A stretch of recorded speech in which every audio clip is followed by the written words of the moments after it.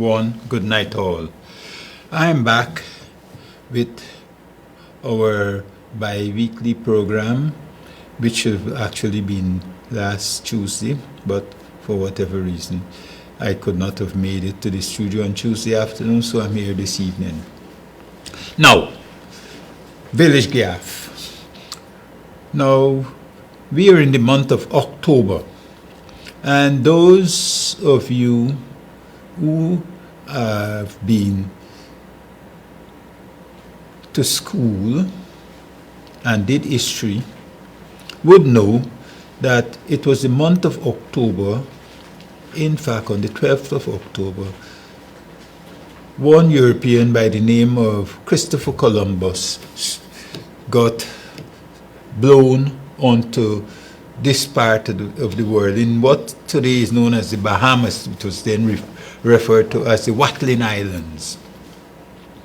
And that actually launched what we in AGDA proclaim to be the African Holocaust, African Mahafa. Why we say the African Holocaust? We say the African Holocaust because since Columbus landed in this part of the world, it has been a continuum of destruction to the African man. First, he started with the Amerindians that he found there, that were found there when he got there. But the Europeans have launched a full-scale war against the African, and that war continues, not necessarily by the Europeans only. So we refer to it as the African Holocaust.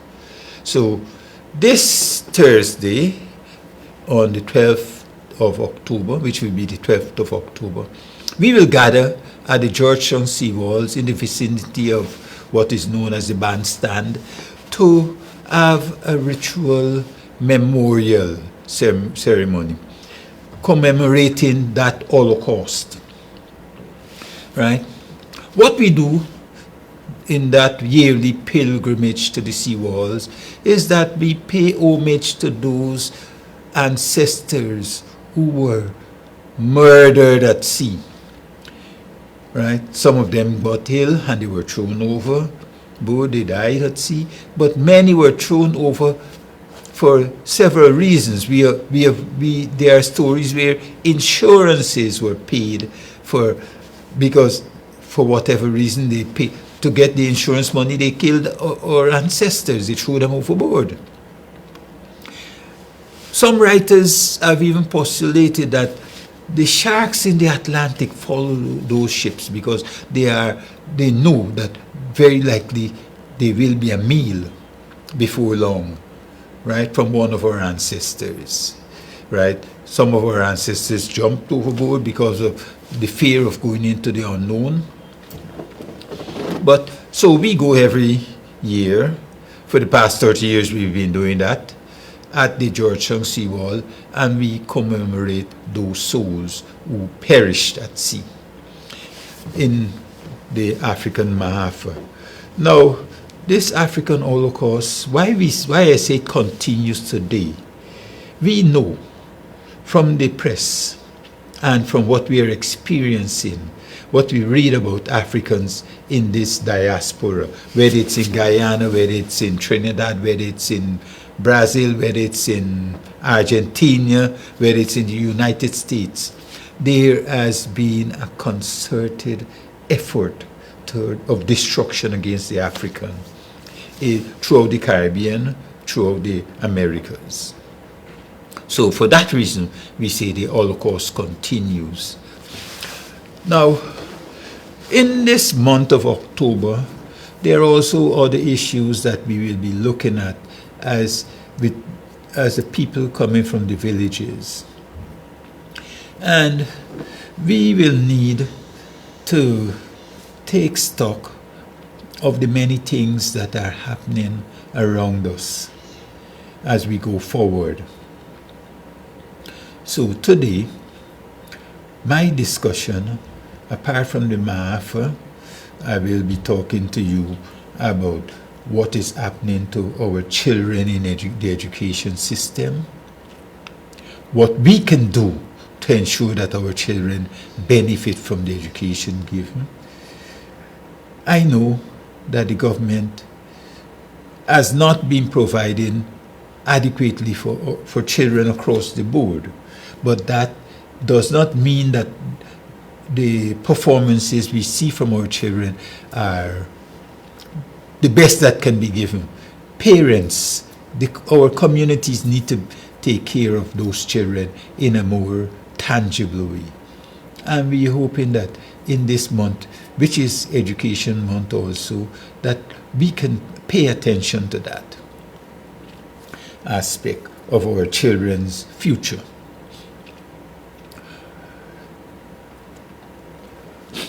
Now, as I said, next Thursday we'll gather the seawall. What will happen there this time around? We are aware that reparations is very, very much in focus. We have had the visit from the Gladstone, the Trelawney's, and others coming out of England to talk about reparations, to make promises for reparations, to apologize for their forbearance, what was done to our people. So, at the Mahafa this year, we will be looking at that in some way. And the chair of the Guyana Reparations Committee, Mr. Eric Phillips,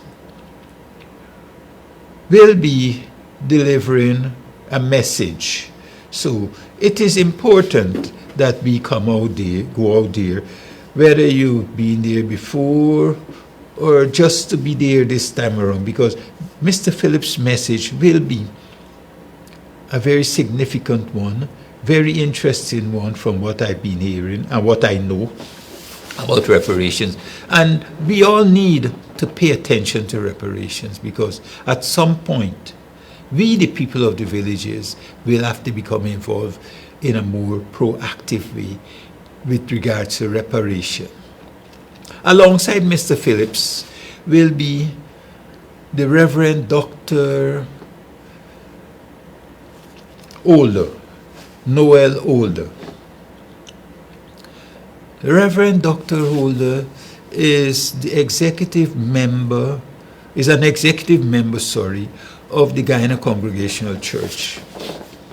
And we all know that the Congregational Church was the first church that came to Guyana. Well, the name was not that, it was called, they came under what was known then as the London Missionary Society.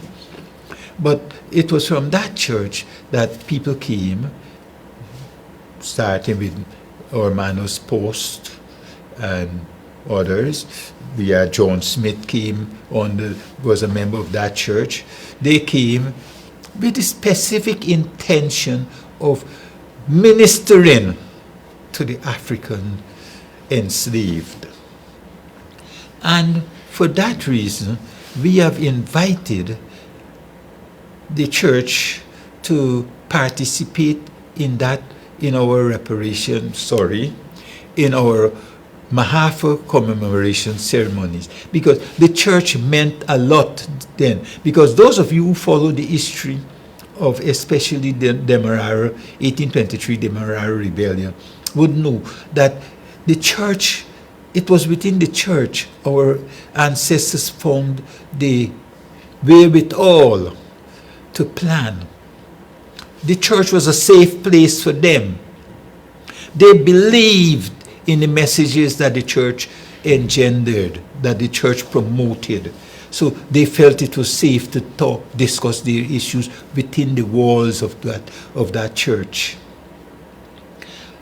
Ending up in over 12,000 of them participating in that Demerara rebellion. Right? So, and ever since, our people have clung to the church for whatever reason, because of the message, I guess.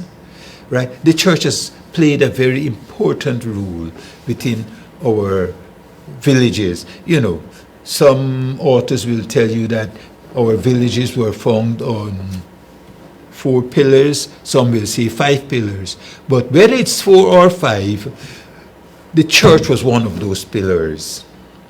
Education was another pillar. Our farms and the family, right? So the church played a very significant role, because all our villages, whenever the lands were acquired, one of the first things they did was make space for the establishment of a church. Go to Buxton, they have a church, they have their churches established. Go to Pleasance, church lands were given to the churches for their establishment. Go to Victoria, go to Golden Grove. All our villages believed, all our people believed that the church was an essential part of their existence. So much so that the organization that has the most villagers, people of African descent today in Guyana, is within the church. Right? So we have not separated from the church, because since back then, after the coming of those evangelists from the London missionaries, or missionaries if you want to call them that, our people have clung to the church. So in that scenario, we in Agda felt that it was necessary to invite the Guyana Congregational Union to have one of their members or high officials deliver a message at the Mahafa, which will be next Thursday. So we have that scenario within which we will have to operate, right? So we have that ceremony. What happens there? I think I should tell you, because somehow or the other there have been a lot of speculation of what happens at such as an event. We have a libation. What is a libation? Libations is just a cleansing, a ceremony or a ritual of cleansing. It's a cleansing ritual, because we use water. Water is there as a cleansing. So we call on our ancestors. We do not invoke our ancestors. We ask them for guidance, because we know, we recognize, all peoples in this world recognize that their ancestors, whether you're a Christian, whether you're a Muslim, whether you're a Hindu, we all religions, all spiritual organizations refer to their ancestors. I will say now, Jesus Christ is an ancestor for the Christians. Muhammad is an ancestor to the Muslims, because no one can show me their physical presence today in this world. So if we call on our ancestors, it's the same mechanism we're using. We do a libation and we offer floral tributes. So what I'm saying to you is that you can come with your flowers to offer floral tributes to those who have suffered in the Mahafa, that original act of murdering, killing, whatever of our ancestors. And in the enslavement period, those who were enslaved, apart from those who died at sea, those who were enslaved, the calculation accepted today is over 476,000 of our ancestors died to develop Guyana, what is now today Guyana, right? The thing is, what many people do not recognize or want to accept is that the life of the enslaved, from the time they touched the shores of Guyana to when they die, was on the average was 7 years. In other words, a person arriving in Guyana at 20 years old anticipated the time of death would have been by 27, average. Yes, a few of them may survive to their 50s, but on the average, when you take the sum total and average it up, 7 years was considered that average. So it was clear that it was a system that brutal that cut short the lives of those Africans who eventually became villagers in Guyana, so that ends village Gyaaf. So our ancestors suffered significantly. So for that, the Mahafa, it was a killing fields. Those were killing fields of our people. Call it what you will, but we proclaim it was a Holocaust, that entire period. And as I said, for some of us, we consider that Holocaust continues to today. Because throughout the Americas, the kind of things that are happening to people of African descent is not normal.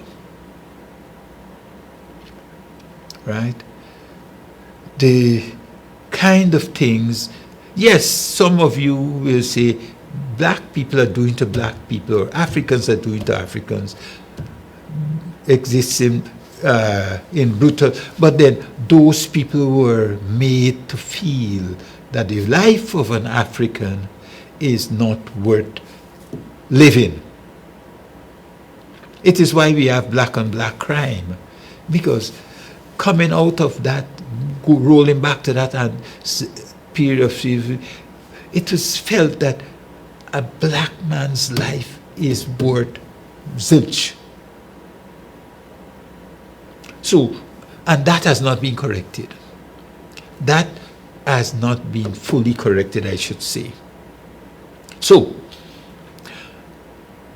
we as a people will not look at the European and attack him the way we will attack a fellow African in this part of the world, because we value him more. We as a people will accept pittance from another race to arm a brother, but we will not exercise that same venom against another person, a person of another race.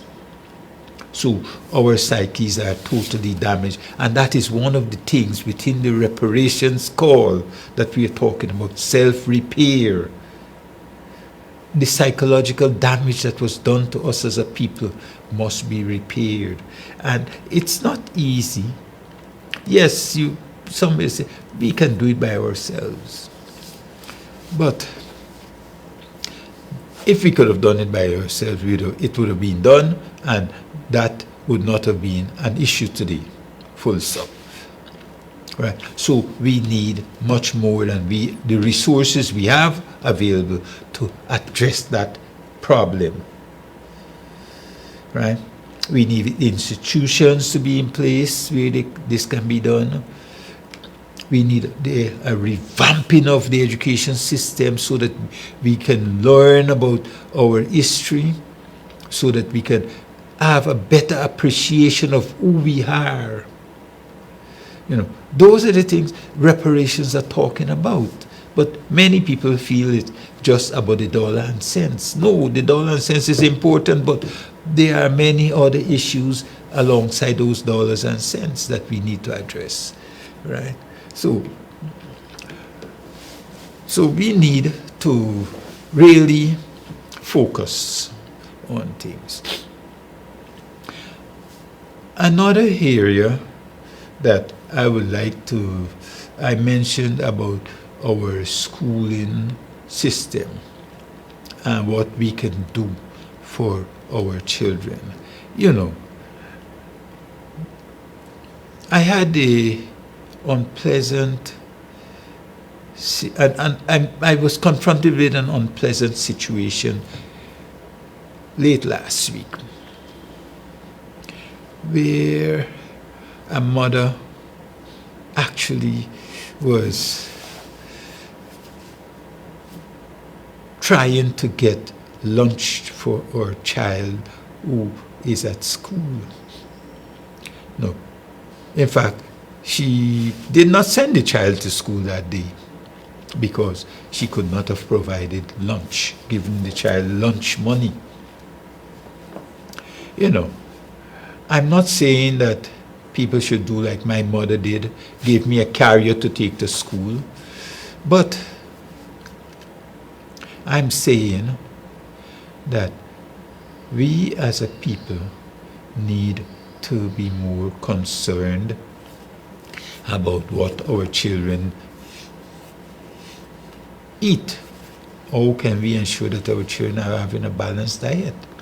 Because yes, you give them a small piece of $200, $500, I don't know, whatever you will give them, but definitely those children are not going to be looking at a balanced diet when they get to school.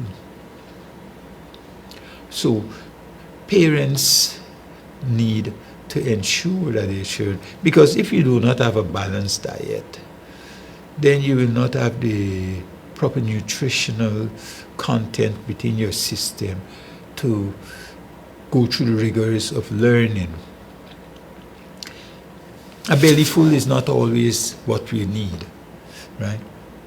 We hear advertisement about brain food and this, all of these little micronutrients that will come with a balanced diet all contribute to your capacity to learn.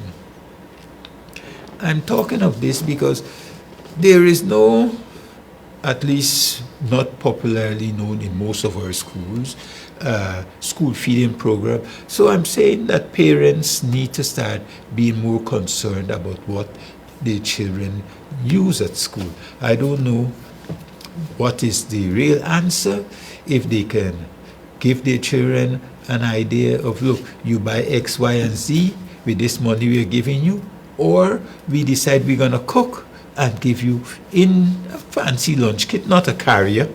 Give the child a lunch kit where you know in that lunch kit they will have what is a balanced diet. And I think it can go a long way to ensuring better performance of our children who are at school. Because from talking to that parent, I know someday she says she has nothing to send, and the child will go and maybe come back at lunchtime to see if there is something at home again. That kind of thing. I mean, it's not good enough. We as a community, we need to see if we can establish at the PTA level or something, some sort of feeding that the PTA can provide. That is what I'm really driving at. Either the PTA, see if they can, it's not all the children will need, if they can identify the children whose circumstances are dire, to assist those children, right? So that we know that from our schools, especially in our villages, our children are given that opportunity to matriculate with better grades and so on, right? Because at the end of the day, the education system is supposed to work to prepare our children for future life. Okay, I think it's about half time, and we will pause for a short commercial break before continuing. Operator?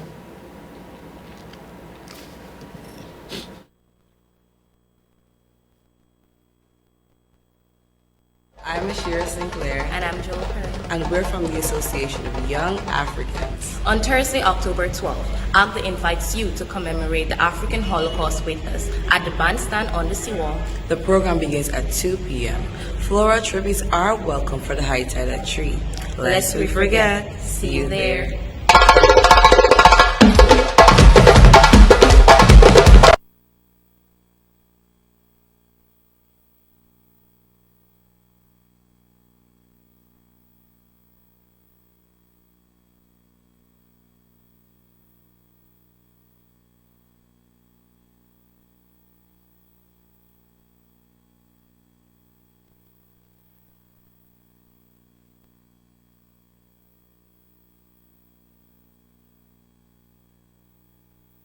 I'm Will. I'm Ashira Sinclair. And I'm Joel Perry. And we're from the Association of Young Africans. On Thursday, October 12th, AGDA invites you to commemorate the African Holocaust with us at the bandstand on the seawall. The program begins at 2 p.m.